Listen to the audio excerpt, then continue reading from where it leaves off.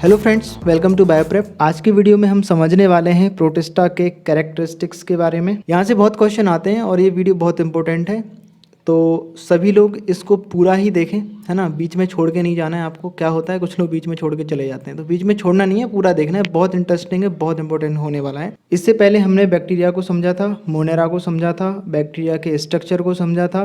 सभी वीडियोज़ की लिंक हमने डिस्क्रिप्शन में दी हैं, आप क्लिक करके देख लीजिए। तो आइए हम शुरू करते हैं ये वीडियो। देखिए, आज का हमारा टॉपिक है कैरेक्टरिस्टिक्स ऑफ प्रोटिस्टा। तो बेसिकली हम प्रोटिस्टा को देखेंगे कि जो प्रोटिस्टा है उसमें किस तरह के कैरेक्टर हमको देखने मिलेंगे।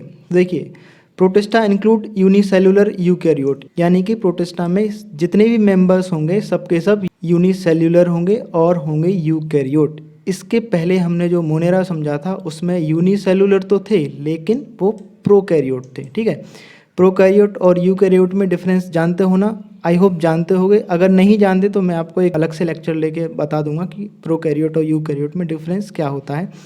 अभी इतना समझिए कि प्रोटिस्टा में जितने भी मेंबर्स हमें मिलेंगे वो सबके सब यूनिसेल्युलर होंगे और यूकैरियोट्स होंगे। ठीक है, अब देखो, जब यूकैरियोट्स की बात आ जाती है तो हम क्या जानते हैं यूकैरियोट्स के बारे में, कि इनमें मेम्ब्रेन बाउंड ऑर्गेनल्स होंगे। अब देखिए, प्रोटिस्ट इंक्लूड सॉलिटरी यूनिसेल्युलर और colonial unicellular eukaryote organism which do not form tissue. देखो, पहली बात तो ये है कि ये सॉलिटरी रहना पसंद करेंगे। सॉलिटरी मतलब होता है बिल्कुल अकेले रहना पसंद करेंगे, या फिर ये कॉलोनी बनाकर रहेंगे। अब फंडा क्या होता है, देखो, जब कोई सेल की दूसरी सेल से मिलती है, यानी एक सेल ये हो गई, एक सेल ये हो गई, एक सेल ये हो गई, एक सेल ये हो गई। ठीक है, इस तरह से अगर मैं सेल ये सब मान लूँ, ठीक है, और कुछ सेल और बनाते हैं हम। देखिए, इस तरह से ये सेल हो गई और ये हो गई और ये हो गई। अगर मैं इन सब को एक सेल कंसीडर करता हूँ और ये एक साथ हैं, यानी कि इसको हम टिश्यू कहते हैं बेसिकली। लेकिन यहाँ प्रोटिस्टा में हम इसको टिश्यू नहीं कहेंगे। याद रखने वाली बात है कि जो प्रोटिस्टा होते हैं वो कॉलोनी बना के रहते हैं लेकिन वो टिश्यू फॉर्म नहीं करते। ठीक है, ये हुई एक बात। दूसरी ये है कि दी सिंगल सेल में बी नेक्ड और कवर्ड बाय सेल वॉल। देखो, जो सेल होती है वो या तो नेक्ड होगी, है ना, किसी भी मेम्ब्रेन से कवर्ड नहीं होगी, या फिर कवर होगी तो फिर सेल वॉल से कवर होगी। देखो, इस जैसे कि ये यहाँ पर ही इसकी आउटर मेम्ब्रेन है, तो इसमें या तो सेल वॉल हो सकती है, सेल वॉल नहीं हो सकती तो फिर पेलिकल होगी, क्यूटिकल लेयर हो सकती है। देखिए, ये जो डायग्राम है ये एक प्रोटिस्टा है। ठीक है, इसका आप नाम कमेंट में बताएं। इसमें सीलिया मिलेंगे हमें, ठीक है, फूड वैक्यूल्स मिलेंगे, कॉन्ट्रैक्टाइल वैक्यूल मिलेगा, है ना, ओरल ग्रोब मिलेगा, साइटोसोम मिलेगा, ये गलेट में होता है। ठीक है, इसके बाद food vacuole, again anal pore और पोस्टीरियल कॉन्ट्रैक्टाइल वैक्यूल, यानी इसमें दो वैक्यूल रहते हैं। The organism possesses double and porous nuclear membranes. मतलब क्या हुआ, ये हमारा न्यूक्लियस है। किसका न्यूक्लियस है? प्रोटिस्टा का। ठीक है, यानी कि यूकैरियोट सेल का। ठीक है, तो यूकैरियोटिक सेल का ये न्यूक्लियस है, तो इसकी जो न्यूक्लियर मेम्ब्रेन होगी, ये जो मेम्ब्रेन होगी इस तरह से, है ना, क्योंकि ये मेम्ब्रेन बाउंड ऑर्गेनल है, तो इसकी जो मेम्ब्रेन होगी तो या तो वो पोरस हो सकती है, डबल मेम्ब्रेन तो होगी, नॉर्मल सी बात है। माइटोकॉन्ड्रिया, गोल्जी बॉडी, प्लास्टिड, लेकिन प्लास्टिड है, प्लास्टिड कहना चाहिए, जो मेंबर्स फोटोसिंथेसिस करेंगे उन्हें प्लास्टिड मिलेगा। वैक्यूल्स होते हैं, लाइसोसोम होता है, राइबोसोम होते हैं, ये सब प्रेजेंट होते हैं। ठीक है, ये देखिए फूड वैक्यूल है, न्यूक्लियस है, मेन है ये कॉन्ट्रैक्टाइल वैक्यूल, ये देखिए कॉन्ट्रैक्टाइल वैक्यूल है। हाँ, आगे बात करेंगे। Centrosome occurs in many cases. देखिए, सेंट्रोसोम क्या होते हैं? A centrosome is a cellular structure involve in the process of cell division. Next क्या है? Some protist possesses contractile vacuole for their regulation of water content. देखिए, कुछ protist ऐसे होते हैं, यानी कि कुछ मेंबर ऐसे होते हैं प्रोटिस्टा में जिनके पास कॉन्ट्रैक्टाइल वैक्यूल होता है, और वो कॉन्ट्रैक्टाइल वैक्यूल होता है वाटर रेगुलेशन को मैनेज करने के लिए। ठीक है, ये देखिए, वाटर रेगुलेशन को या वाटर कंटेंट को मैनेज करने के लिए उनके पास कॉन्ट्रैक्टाइल वैक्यूल होता है। दो भी हो सकते हैं, जैसे अभी हमने देखा।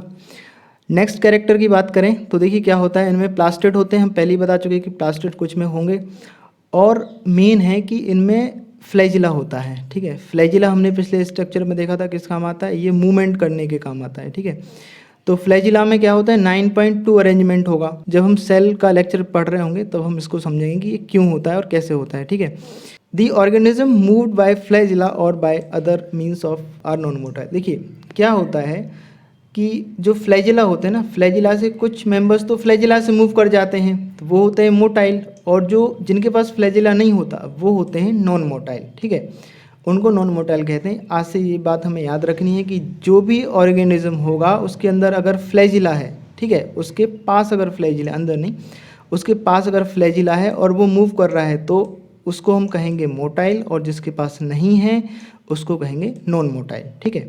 नेक्स्ट है इट मे बी फोटोसिंथेटिक, ठीक है, होलोट्रॉफिक, सेप्रोट्रॉफिक, पैरासाइटिक एंड सिम्बायोन्ट्स। अब देखो इनके बारे में तो आपको पता होना चाहिए यार, बायोलॉजी के स्टूडेंट हो। अगर नहीं भी पता है तो मैं एक लेक्चर न्यूट्रिशन पे ले लूँगा, ठीक है, कि क्या होलोफाइटिक होता है, क्या सेप्रोफाइटिक होता है, पैरासाइटिक होता है, क्या सिम्बायोन्ट्स होते हैं, इन सबको हम धीरे धीरे करके समझ लेंगे, ठीक है। अगर आपको चाहिए तो आप कृपया हमें कमेंट कर दीजिए।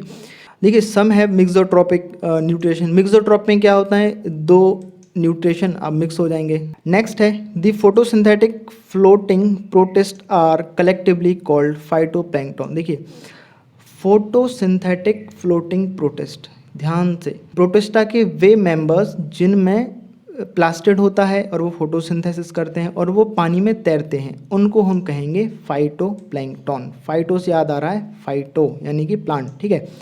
नेक्स्ट है फ्री फ्लोटिंग, बट इनमें क्या नहीं है, प्लास्टिड नहीं है, ना ही ये फोटोसिंथेटिक है, ये है होलोजोइक, ठीक है, और इनको हम कहते हैं जू प्लैंक्टन। समझ में आ रहा होगा, ठीक है, समझते चलिए, बहुत अच्छे से समझ में आएगा, ठीक है। देखिए अगला क्या है, अगला हम बात करेंगे रिप्रोडक्शन पर, ठीक है। रिप्रोडक्शन की बात हम करें तो देखिए इनमें दो तरह के रिप्रोडक्शन होते, एक होता है एसेक्सुअल और दूसरा होता है सेक्सुअल रिप्रोडक्शन, ठीक है। तो देखिए एसेक्सुअल जो रिप्रोडक्शन होता है वो होता है बाइनरी फिजन के थ्रू। अब एग्जांपल कैसे पूछते हैं कि बताओ बाइनरी फिजन किन किन प्रोटिस्ट में होता है, तो उनके हमें नाम लिखने हैं। पैरामीशियम में होता है, यूग्लिना में होता है और अमीबा में होता है, सिंपल सा है।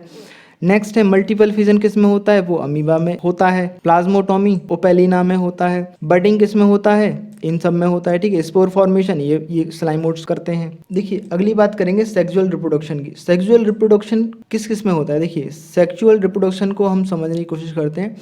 Sexual reproduction is believe to have originated in primitive protist, यानी कि ऐसा माना जाता है कि जो प्रोटिस्टा के जो मेंबर्स हैं उनसे ही सेक्सुअल रिप्रोडक्शन होना शुरू हुआ है। सेक्सुअल रिप्रोडक्शन किस तरह से होगा, इस तरह से होगा। देखिए इसमें आइसोगेमी होता है, ठीक है, और एनाइसोगेमी होता है, ऊगेमी होता है, ठीक है। ये कुछ एग्जाम्पल्स हैं, इनको आप याद रख लीजिए। मेन है कि प्लाज्मोडियम में क्या होता है, तो वो होता है ऊगेमी, ठीक है। आगे बढ़ेंगे। देखिए इससे पहले हम बात करेंगे बाइनरी फिजन के बारे में। बाइनरी फिजन किस में होता है, अमीबा में होता है। इस तरह से होता है, एक मदर अमीबा होता है, इसके ये स्यूडोपोडियास है, ठीक है। स्यूडोपोडियास को क्या करता है, वो अंदर की तरफ खींच लेता है, अंदर की तरफ खींच लेगा, फिर इसमें न्यूक्लियस का डिवीज़न हो जाएगा। न्यूक्लियस का डिवीज़न होने के बाद फिर ये साइटोप्लाज्मिक डिवीज़न हो जाएगा, ठीक है। इसको बोलेंगे साइटोप्लाज्म डिवाइड कर रहा है, ठीक है। और फिर इसके बाद दो नई सेल्स बन जाती हैं, दो नए अमीबा का फॉर्मेशन हो जाता है, ठीक है। ये हो गया हमारा बाइनरी फिजन, कितना सिंपल है। नेक्स्ट हम बात करेंगे क्लासिफिकेशन ऑफ प्रोटिस्टा की। क्लासिफिकेशन ऑफ प्रोटिस्टा में क्या बात करनी है हमें, इनको तीन मेजर ग्रुप में हमने डिवाइड किया है। पहला है फोटोसिंथेटिक प्रोटिस्ट, जिनके नाम है डाइनोफ्लैजिलेट, डायटम्स एंड यूग्लिनोइड्स। नेक्स्ट है कंज्यूमर प्रोटिस्ट, स्लाइम मोल्ड्स और मिक्सोमाइसिटीज। नेक्स्ट है प्रोटोजोन प्रोटिस्ट, जिसके एग्जांपल हैं जूफ्लैजिला, सार्कोडिना एंड स्पोरोजोआ एंड सीलिएटा, ठीक है। ये कुछ एग्जांपल्स हैं। अब हमें सबसे पहले शुरुआत करनी है डाइनोफ्लैजिलेट से, फिर इसके बाद हम डायटम्स पढ़ेंगे, फिर इस तरह से सब के सब जितने भी प्रोटिस्ट हैं सबको एक बार पढ़ लेंगे, ठीक है। आज का वीडियो कैसा लगा आप कृपया हमें बताएं और चैनल को सब्सक्राइब करें और अपने दोस्तों के साथ शेयर करें। बहुत बहुत धन्यवाद।